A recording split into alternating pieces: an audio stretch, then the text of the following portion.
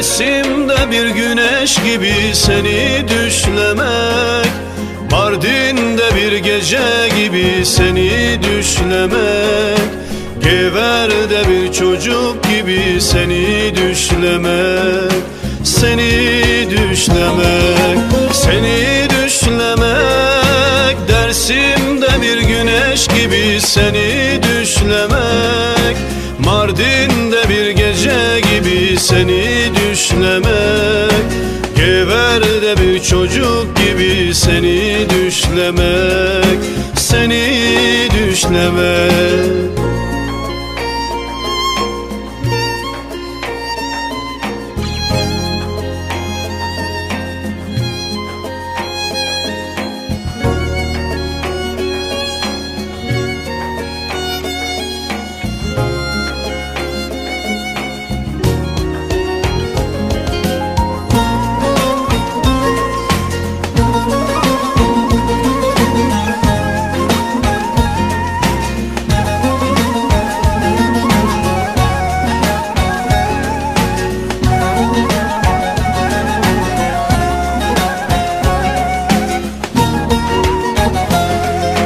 Seni düşlemek, annemi koklamak gibi seni düşlemek, sınırları aşmak gibi seni düşlemek, özgürlüğe koşmak gibi seni düşlemek, seni düşlemek, seni düşlemek, annemi koklamak gibi seni düşlemek, sınırları aşmak gibi seni düşlemek, özgürlüğe koşmak gibi seni düşlemek, seni düşlemek.